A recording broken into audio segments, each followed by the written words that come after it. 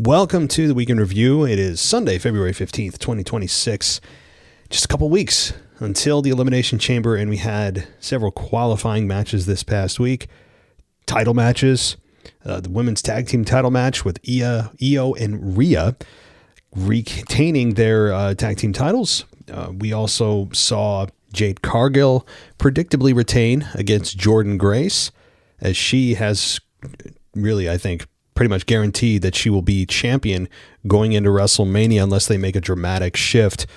We're still waiting on a Bianca return. If and when that happens, I mean, it could happen at the Chamber. We thought it was going to be at the Rumble. Many of us were wrong, as this injury to her finger or wrist or combination of both continues to plague her. And maybe she's ready, maybe she's not. But you would think that they're going to bring back Bianca in short order. So we're going to dive into everything this week brought, including the number one story of Bron Breakker's devastating injury, really poorly timed when it comes to WrestleMania, and how they're going to deal with Seth Rollins and where they're going to go. Really with his storyline going into WrestleMania, who is Seth going to face? Is he going to be injected into Punk again and Roman? How is this all going to play out? And we're going to find out as we get closer and closer to Elimination Chamber, and most importantly into next month, which is the primary build to WrestleMania, of course, will be next month. The falling ticket sales that WWE is dealing with, or the really not falling, but the lower than expected pre-sale advanced ticket sales for WrestleMania 42 in Vegas, not exactly where the company wants it to be.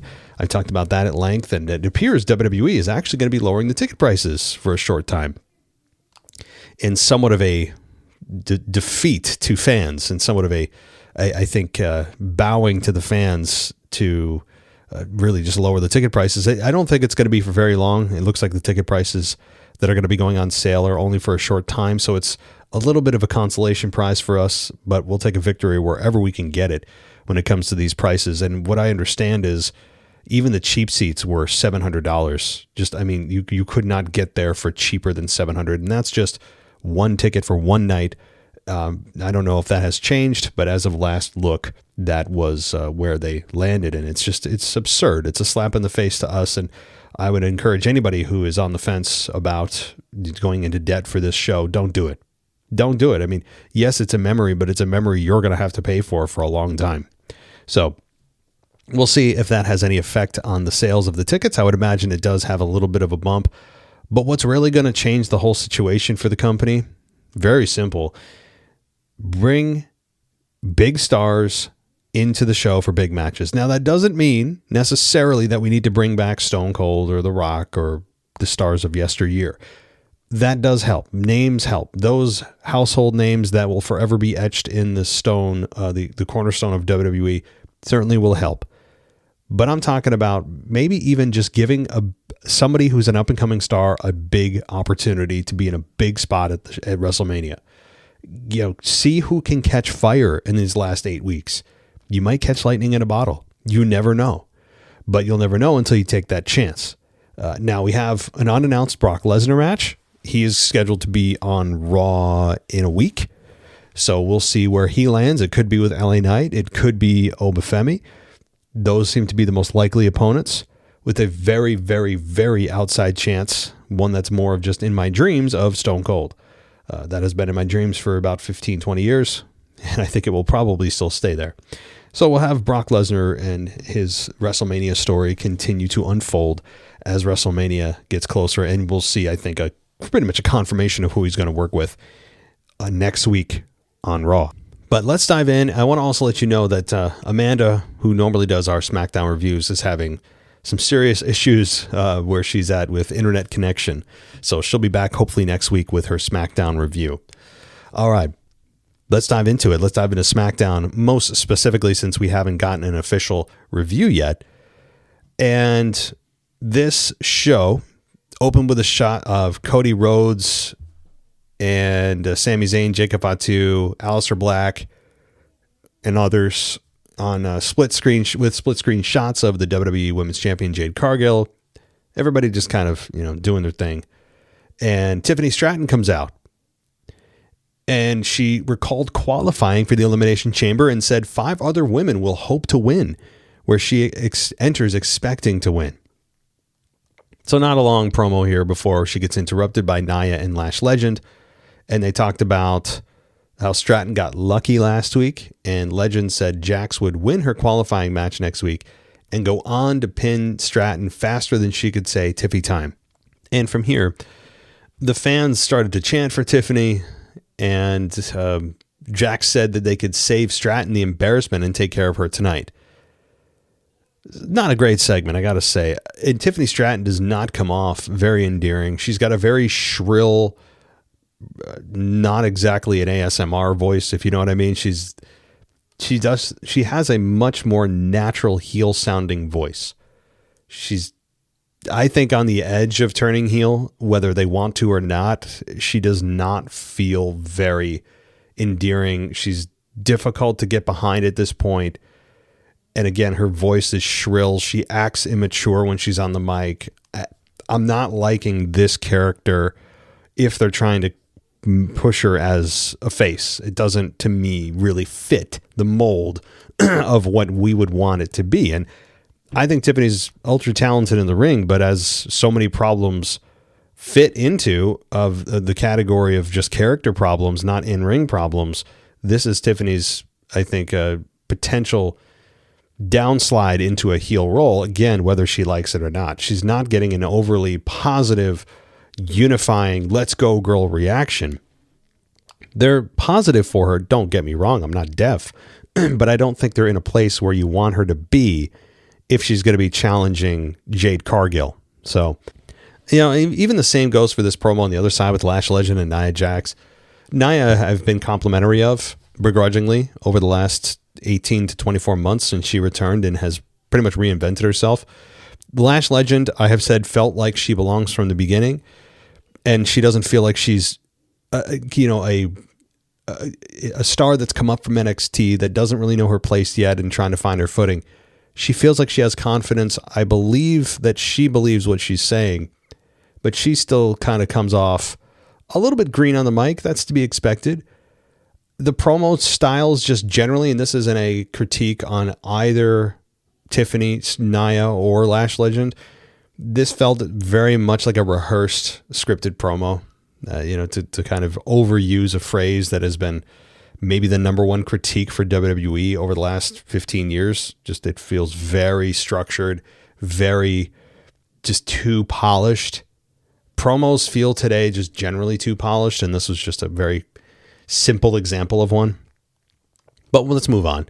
So we had Rhea Ripley and Iyo come out, and Ripley spoke briefly as they headed to the ring, and we got Nia Jax and Lash Legend taking on Rhea and Iyo for the women's tag team titles.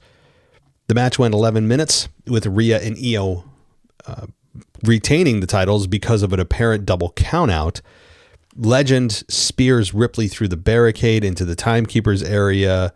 All 4 women stayed down. Security guards and referees ran out to check.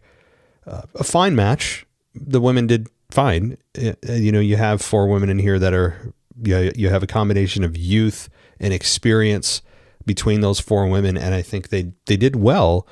This match, though, is clearly setting up for whatever match they're going to get to. Since there was no definitive conclusion, you know that at some point these 2 teams are going to meet again. And that's, I think, exactly what's going to happen. How can it not? Do I expect also Nia and Lash Legend to win the tag titles the next time they meet? You know what? Probably. Rhea and Iyo have done a nice job as champions, despite their, I think, a little too affectionate at times, interactions between one another. And they've helped elevate the tag belts, and that's really what it's about, is elevating those belts. Anytime you're holding any championship, especially a tag team championship, you want to be able to lift that belt higher, or belts. And in this case, I think Rhea and Iyo have accomplished that goal. Now it's time, perhaps, for those 2 to go back to singles competition.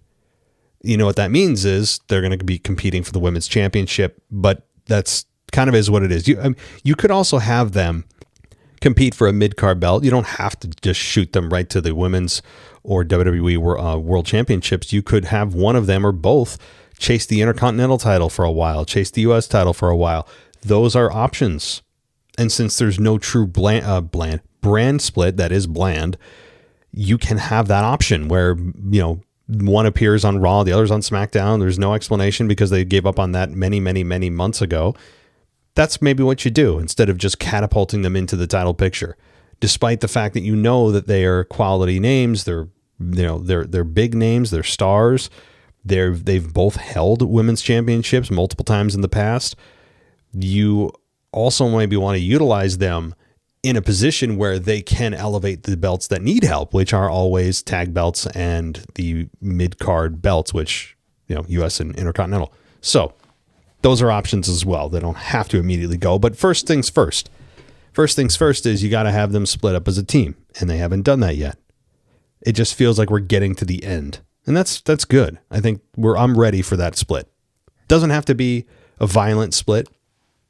Doesn't need to be a split that ends in Rhea versus Iyo, one turns heel. I don't need that. I'm open to the possibility, but amicable splits do happen where, okay, you just, it's kind of run its course. You go your way, I go mine. So I'm open to really all options here on that. So we got then Hayes walk around and he found Carmelo Hayes. He found The Miz waiting for him. And The Miz said Hayes was testing his 3 core values: master, inspire, and zone in. Miz said he was zoning in on teaching Hayes respect, and Hayes said he hoped that The Miz teaches better than he wrestles. After he walked away, Cardona and Cruz mocked Miz over zone in being 2 words. Sorry, I don't buy anything The Miz says. He is a character that has long bored me to death. Respect him. He's good in the ring and he's good on the mic, but I can also recognize, even though if you're good, that doesn't mean I have any kind of attachment to you from an emotional perspective of whether you win, lose, draw, or your character is killed off on camera. I really have no positive or negative feeling towards The Miz because his character has been essentially the same piece of gum that we've been chewing for 15 years. And at the same time, it's a weird combination because he is talented on the mic. He is good in the ring. He is good to have talent that's being brought in to work with. That's all good and that's complimentary. But at the same time, and this is a rare combo, you do have a character that is just so bland and you never take seriously. And he hasn't changed at all in the same decade and a half. He's the same guy. And he's never going to be the focal point. So I can't take anything he says seriously. I have no reason to ever believe that we will. So it's kind of a compliment, but a backhanded one. So we have a promo video air of Aleister Black and Zelina. Black said Randy Orton is still one of the greats, and he said Orton showed shades of what he was in the 2009 during their Elimination Chamber qualifier. He wondered what would happen if Cody Rhodes qualified for the match, then wondered if we'd see Orton soon, and Zelina spoke about her qualifying match and said said change would come. Fine promo. Interesting that he's bringing up 2009. I haven't obviously thought about that since 2009. And I do wonder if they're potentially setting up for a Randy Orton turn on Cody. We keep getting every time, we're getting a lot of ties here between Cody Rhodes and Randy Orton threatening Cody, but yet still being friends with them. And we've been waiting for the Cody turn or Randy turn at any point. And it's a ready-made semi-main or main event of WrestleMania if they want to ever go there, because there are very few combinations that WWE has left that they have yet to explore with this background, the depth of the background of their story. I mean, we haven't gone back to Randy and Cody yet since Cody came back to the company. So that is a ready, tailor-made main event. I just don't know if they're going to go there. They could easily go back to Drew and Cody at WrestleMania, even though we've seen that about 3.5 dozen times over the last 4 months with Cody and Drew, which, again, if they want to run it back, it'll be a good match to maybe even great. But that would tell me that they're taking the safe road rather than one that is a little bit more unexplored. I really hope they don't go back to Cody and Drew at WrestleMania, despite the fact I really like them together, and I do especially like Drew. I just think that Cody and Randy is much more entertaining. Just because the story is way more entertaining, and it hasn't happened yet. So we have then Apollo Crews and Matt Cardona run out to help Hayes and Dragunov.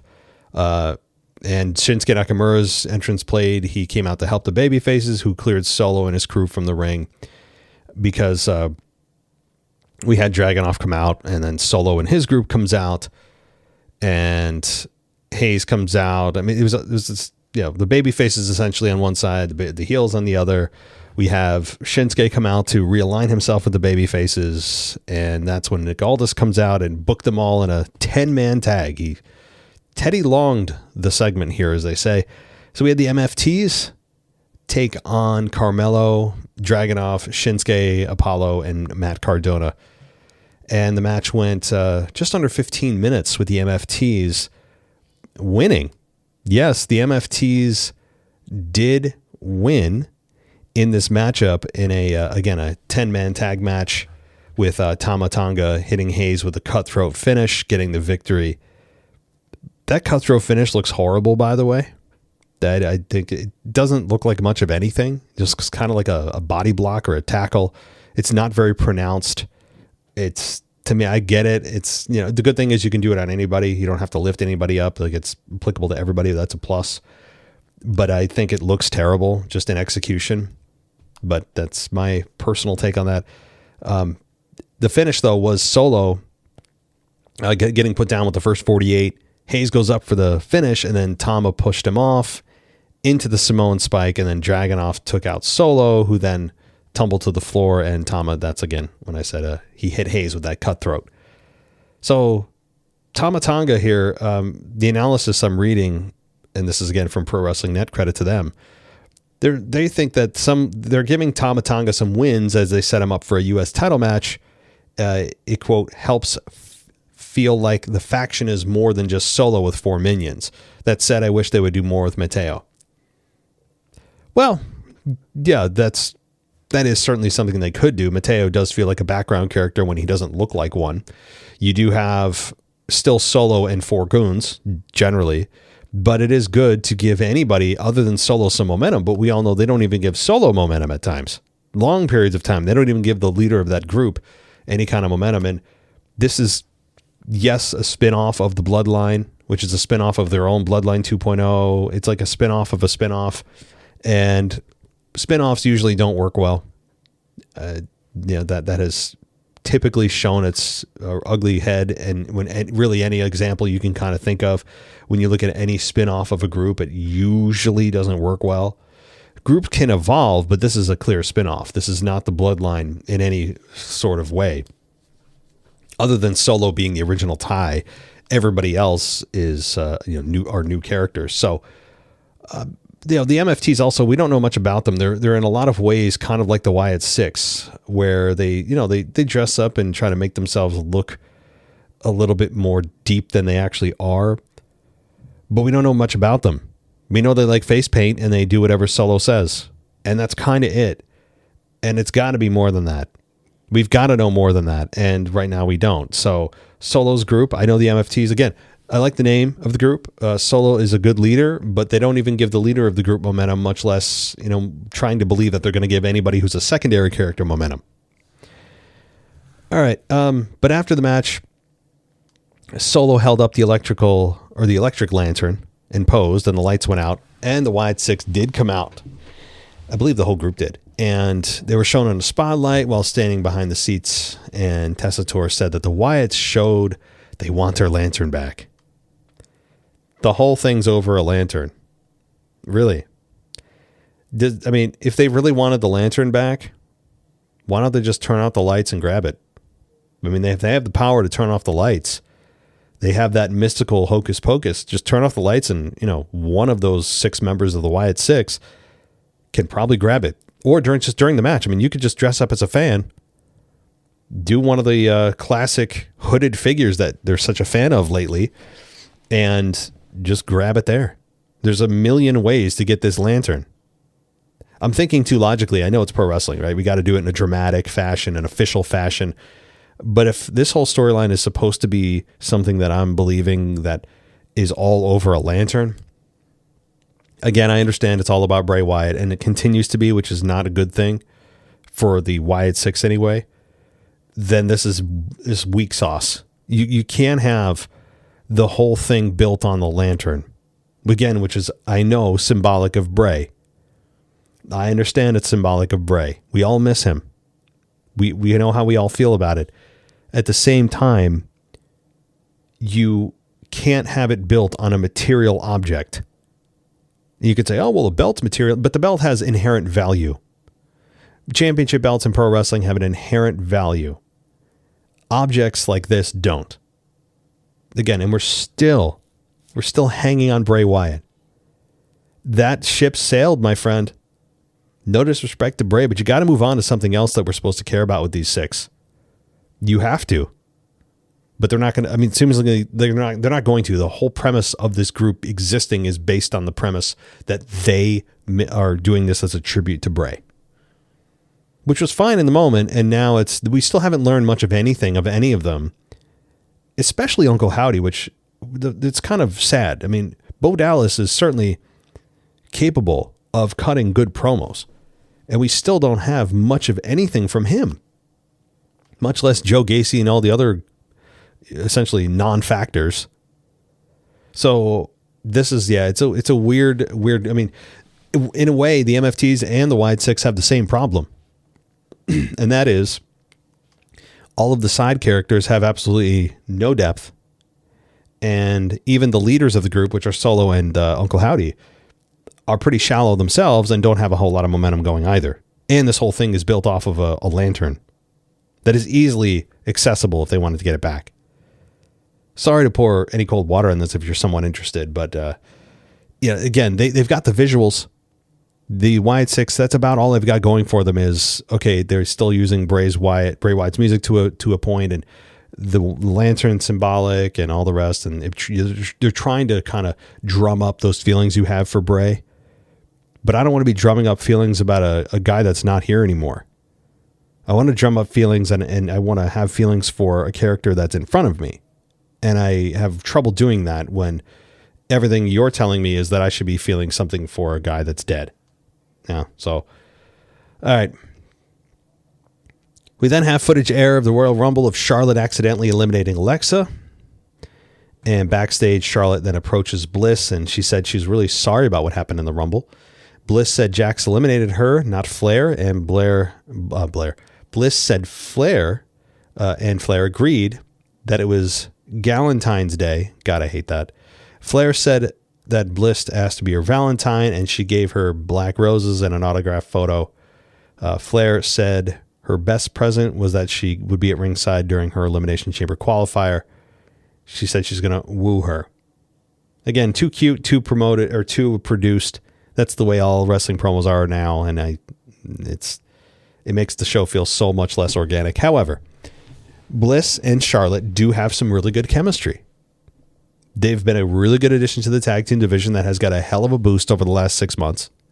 As I mentioned, with Rhea and Iyo entering it, Lash Legend and Nia Jax entering it, obviously Charlotte and Bliss. So, I mean, there are some big stars in the women's tag team division. That's not by accident. So it's amazing how the tag team division for the women can actually feel relevant when you put stars in there for a extended period too. This wasn't just like a month. I mean, they've been together for months now. So it's good. Also been great for Charlotte's career and really good for Alexa's. Everybody's kind of in a place where everything's, everybody's scratching each other's back. And I think it's a great place to be. That said, with Charlotte and Alexa, I mean, the Galentine's thing, I mean, whatever.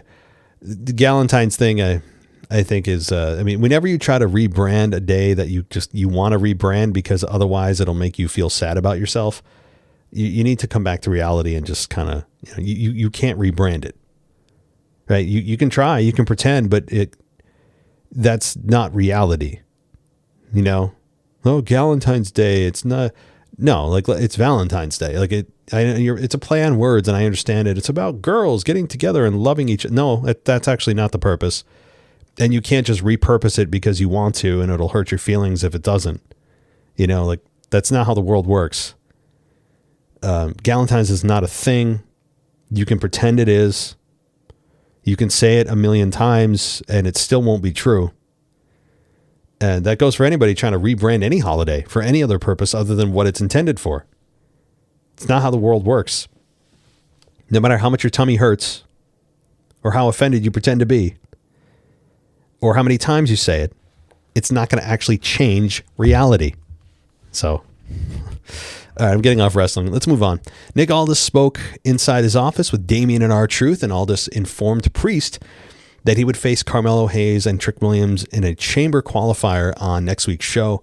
Kid Wilson showed up and he chose to weaponize his words rather than his fists, and Wilson read a poem that concluded with labeling Aldis as being toxic, because of course it does.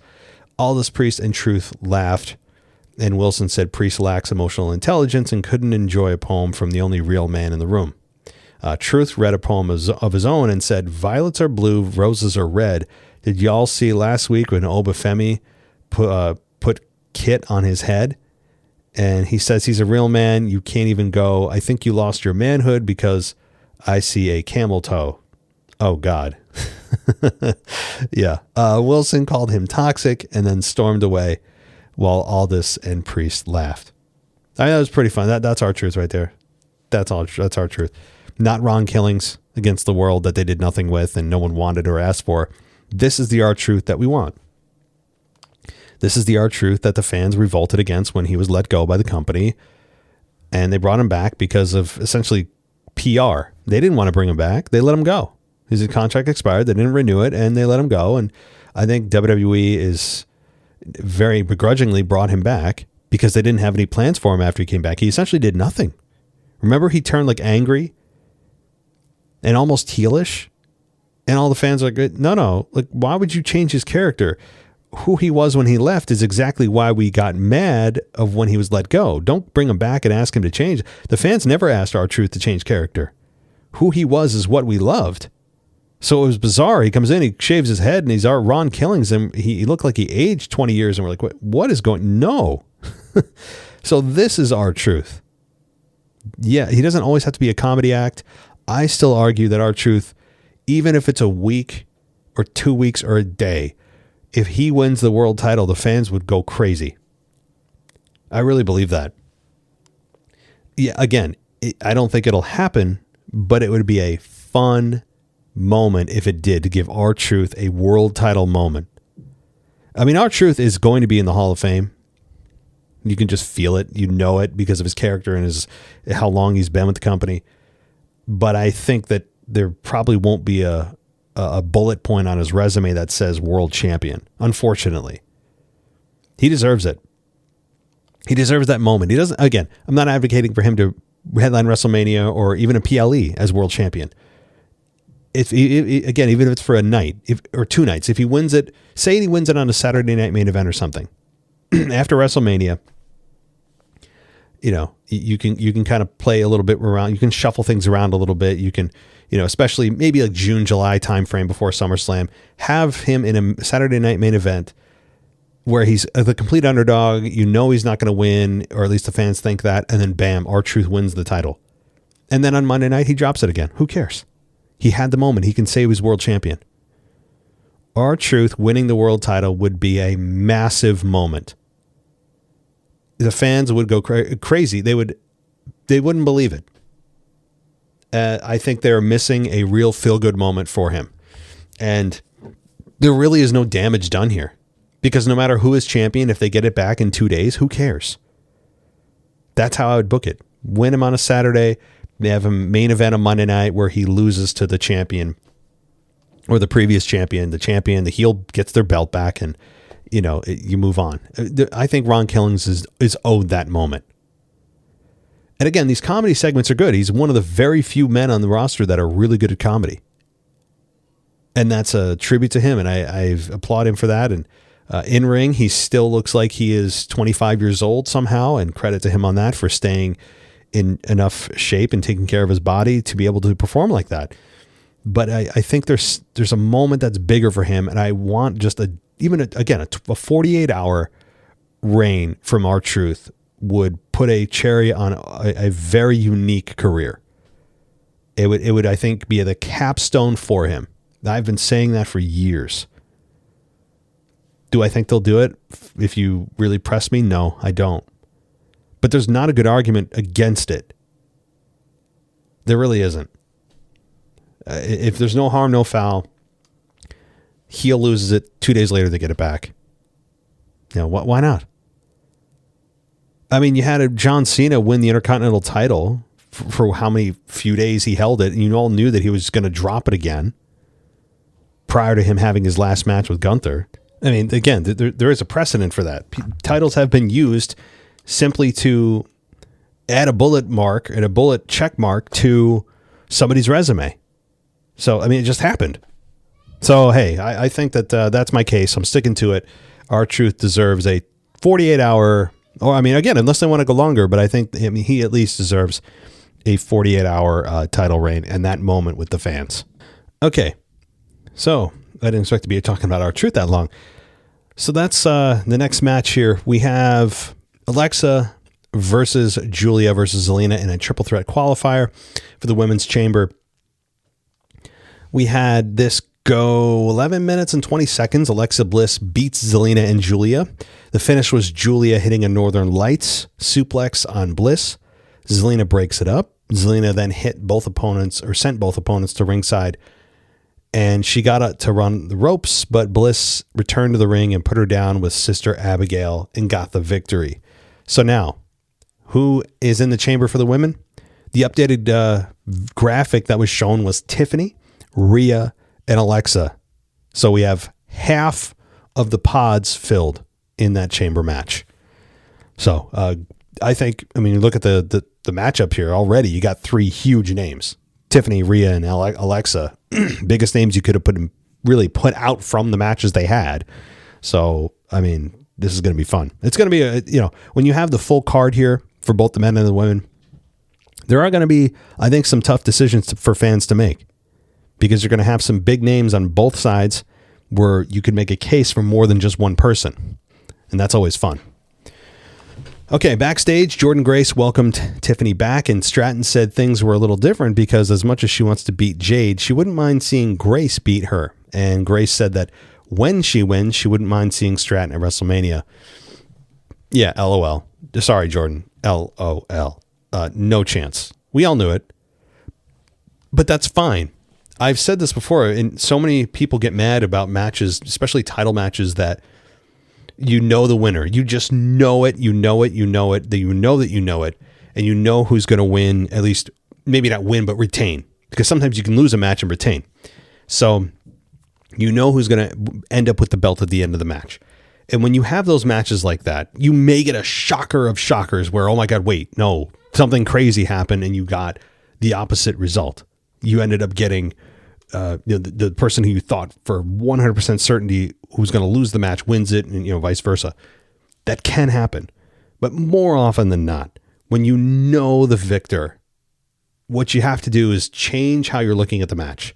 Switch how you're looking at it and go, oh, this is so instead of saying this is so predictable, we all know who's going to win. Zoom out and go, what's the purpose of that? Why would they do that? Why would they have a match where they know the fans are going to know that this isn't, the outcome is pretty much set in stone of who's going to walk away with the belt? When you have that, take away that part of it. Don't look at it through that lens. Look at it through, why are they doing this? What's the bigger picture? After this person loses or wins, what are they going to do after this? And what is their plan from here? What is the bigger goal? I think that'll help you enjoy a match like this a little bit more when you have a very, very clear winner and loser in the match. And outside of a shocker, 99.9% of the time you get the result you expected. It's just, well, okay, why did they do that? What can we do from here? And that's a better way to look at it. Or just say, I know who's going to win, but I want to just watch the match itself, enjoy the wrestling itself. So Alba Fire pushed Chelsea Green's wheelchair into Stratton, and Green, who had a walking boot, blamed Stratton for the injury and accused her of stealing the chamber spot, and Fire demanded an apology. And Stratton said if Green wanted an apology, all she had to do was step up and ask. And she said, oh, wait, you can't. Again, heel stuff. That's what a heel would say. I know she's trying to be funny, and it's Chelsea Green, who's a lovable loser, but I would argue Chelsea is more likable than Tiffany. I mean, yeah, again, they're slotted in different roles, but when you just you look at their personalities, like Chelsea is much funnier and much more naturally comedic and likable than Tiffany is, who has to try to get fans to like her. And this is a line that a heel will deliver. But all right. So this is where even, again, Jason Powell from Pro Wrestling Net, no affiliation. We don't talk. I just enjoy his work and appreciate his work, and I respect it and the analysis he gives. So he said this for the segment. He said, quote, double UGG. One UGG for Stratton's lame verbal comeback and a bigger one for Green's injury. Green posted online photos online of her heavily bruised ankle. I doubt she actually needs a wheelchair, but hopefully the walking boot is also just a part of the act.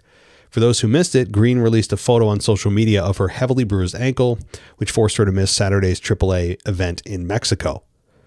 So I actually don't mind the boot. I got to say, I will say double UGG specifically would go to Stratton's lame comeback, who, again, she is just on a road to Heelville. And that may not be a bad thing for Tiffany. I think she's due for a little shakeup.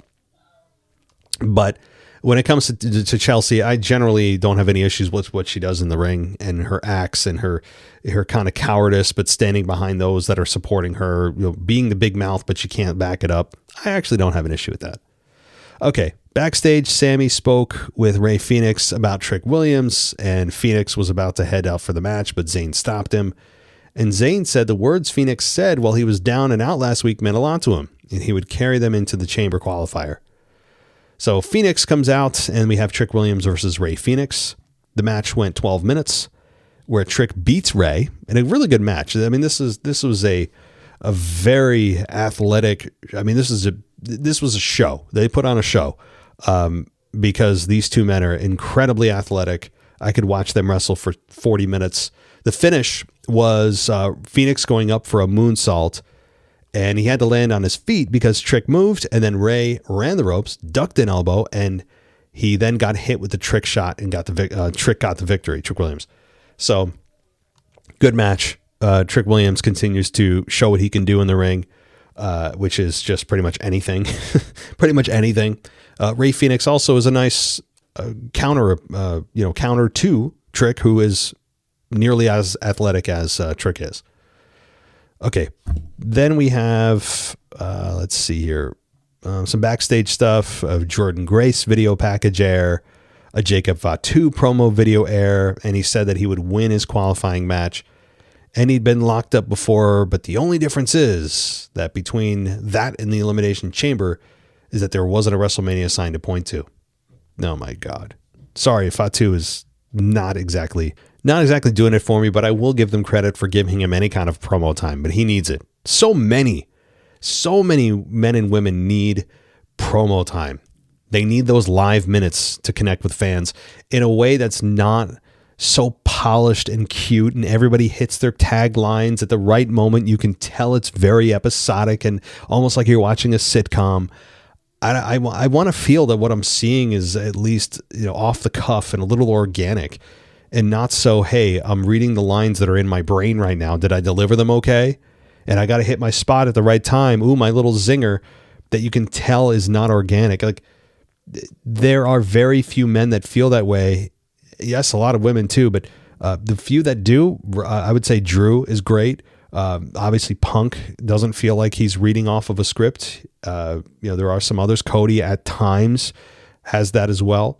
So yeah, I understand promos aren't easy, but you know what? If you want this to truly feel like a simulated sport, then don't make it feel like I'm watching a sitcom. A simulated sport has a much different feel than it does if I'm watching Friends or something. All right. Jade Cargill versus Jordynn Grace for the women's championship here. The match went 10.5 minutes. Maybe Jade's longest match of her career, singles match of her career. She did win here after we had Jade get a one-arm Jaded for the victory. She sold her arm afterward. The match was good. I have to give Jade credit. The match was good. Jordynn Grace has obviously got much more experience than Jade does, and I think she helped her along and probably guided that match, and that's fine. But Jade, I think, did her part, and she didn't cheat to win. That's also a positive. So this week, I actually have nothing negative to say about Jade, other than the omission of the fact that they don't ever put her on the mic and give her a goddamn, a 2 to 3 minute promo that we can sink our teeth into and understand who she is, other than she's that bitch. Okay. Great. Now, what does that mean again? Or did you just see that online, or did you ask ChatGPT what a quick cute tagline is for Jade Cargill, and that AI spit it out for you? I mean, we need something beyond that. It's not a bad one. It's a decent one, but again, there's no substance there. So outside of the omission of a promo, what we did see from Jade was good. It was good, and she sold the arm well. So Jade continues to show bright spots here. In the ring, she's showing a lot of progress when you look at it in its totality of her 2.5 years since she's been here. Okay, we had backstage some stuff here with Axiom, Nathan Frazier, Chris Sabin, Alex Shelley. We had, let's see here. There's a lot of backstage stuff here. I'm just going to kind of breeze through only what's important in my mind. Obafemi was told by Nick Aldis that he would love to have him on SmackDown, and Aldis was about to hand Oba a contract signing folder when Kit Wilson interrupted them, and Wilson handed Aldis a book that was bookmarked, and Aldis read a poem that Wilson wrote that referred to Oba as a sad little clown. We then have Oba ask Wilson if that's how he felt, and Wilson said yes, and then Oba challenged him to a match on next week's show. And so we're going to get Kit Wilson and Obafemi, LOL. There's another squash, obviously, but we'll see. The following matches, by the way, next week on Sci-Fi in Fort Lauderdale, Florida, Charlotte versus Nia versus Kiana in a triple threat qualifier for the Women's Elimination Chamber, which I would expect Charlotte to win, but we'll see. Carmelo Hayes versus Trick Williams versus Damian Priest in a triple threat qualifier for the Men's Elimination Chamber. So that also should be a hell of a match. I mean, I've been waiting to see Trick Williams and Carmelo Hayes in the ring together on SmackDown, and this should be a lot of fun. That match I don't think is getting enough hype. I know it's just a qualifier, but when you look at it on paper, this match, if given 10 to 15 minutes, could be incredible. It could be a lot of fun. The athleticism in this match, I mean, it's the amount of athleticism in this match should be studied. Even Damian Priest, who again isn't as athletic, but can certainly pull his own weight. And when I say athletic, you're thinking flip, flop, fly, gymnastics kind of style, which we've all seen wrestling evolve into, which is, for better or worse, kind of a gymnastics showcase. It's like a gymnastics routine, except in a 20 by 20 ring. Okay. We have then Kathy Kelly interview Drew McIntyre, and he promised that Cody would be nowhere near him, his title, or the main event. And McIntyre said Jacob Fatu might have the best chance to win because he spent the most time behind bars, but he would make him wish he was back in the slammer if he wins. Sami Zayn showed up before McIntyre could insult him and encouraged him to say what he was going to say. And McIntyre said he wasn't going to insult him, and he recalled Zayn telling him on the night they won the championship that a small part of him wanted McIntyre to win. So they go back and forth, and that's it. All right.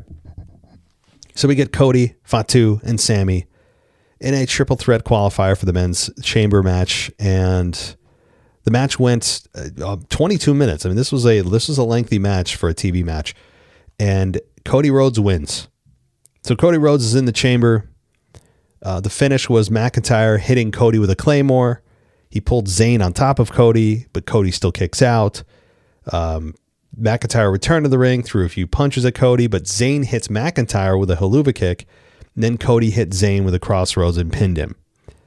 So we have now, just for the men, I outlined the women's match of who's in it. Right now for the men, there's Randy Orton, LA Knight, and Cody Rhodes. Huge names. Again, this Elimination Chamber match so far, they're only 50% full. with who we're going to see in both matches for the men and women. Star-studded, and we still got half of the competitors to go. So this is going to be a fun Chamber event in 2 weeks. So a good finish here, a nice false finish of the Claymore and McIntyre not being successful in foiling Cody Rhodes. It does feel like they are headed towards a Cody Rhodes and Drew McIntyre event, though, when it comes to SmackDown, on the SmackDown side of things for the championship at WrestleMania. And I really don't know if they go that road, if they go Cody and McIntyre again for like the fourth time at WrestleMania, this fourth time in like the last, again, not the fourth time at WrestleMania, but their fourth match in I don't know how many months now. I think there'll be a little resentment from fans because it's like, yeah, this is, we've been there, done that. But also, they might want to be a little bit weary of Cody Rhodes' reaction here because Drew is still relatively fresh off of winning the championship. We've been there, done that with Cody a few times now.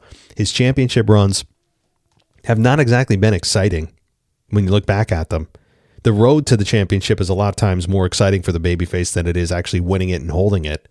So it's not unique to Cody, but Cody Rhodes' runs, I think, were especially kind of just ho-hum. And I'm trying to be as objective as I can, despite the fact that I just despise his character. Just looking at it, okay, take the emotion out of it. Did he have a good run? Was it exciting? Did fans react? And generally, I don't think they were super excited. The stories they presented with Cody weren't too exciting either. So it's not all on Cody, of course. But this matchup, if they're going to go that road, you might want to be careful. And I really hope Cody does not win at WrestleMania if they have him come out of the chamber as the victor. So, also one other thing here as SmackDown then came to an end. There was a video going around of a fan who was in the front row during a Sami Zayn entrance, and Sami Zayn is slapping fans' hands and all the rest. The fan who was recording the video was booing Sami Zayn to his face, and Sami Zayn was just almost taken back from it. He gave the fan like a boo-boo face.